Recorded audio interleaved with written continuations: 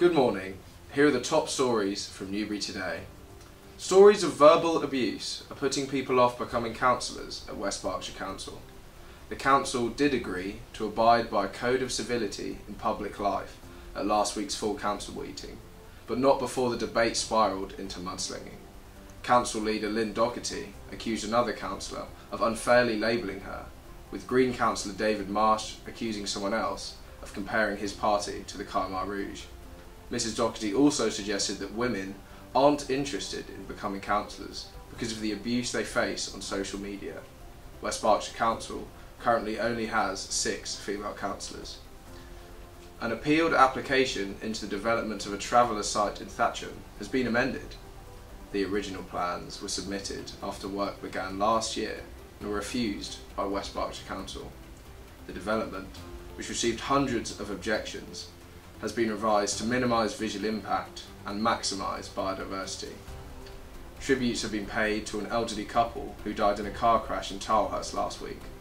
Ralph and Brenda Jenkins, both 84, died on Thursday after a car collided with them while they were walking on Park Lane. Mr and Mrs Jenkins were both retired teachers who were involved in a variety of different local community groups. Members of their family said they were grateful that Brenda and Ralph were able to enjoy 62 years of happy marriage together, and they took comfort knowing that they were with each other to the end. And now here's Robbie with the sports news. Kingsclear trainer Andrew Balding enjoyed success at Newmarket on Saturday as Chowdene won the Dewhurst Stakes. Chowdene, the son of Frankel, who won the race in 2010, was beaten on his first start at Newbury Racecourse in June, but got off the mark at the same track a month later. The 2-year-old went another 2 races unbeaten prior to lining up at the Dewhurst, Europe's premier juvenile contest. The colt finished head clear of Royal Scotsman to land Balding his first Dewhurst crown. He now looks set to challenge in a Guineas race next year. Now back to Cameron with the rest of the news. Thanks, Robbie. There'll be plenty to do this weekend as the Thatcham Festival makes its return for the 22nd time. The big Thatcham Festoff will close the Broadway on Saturday to make way for stalls, street food and entertainment.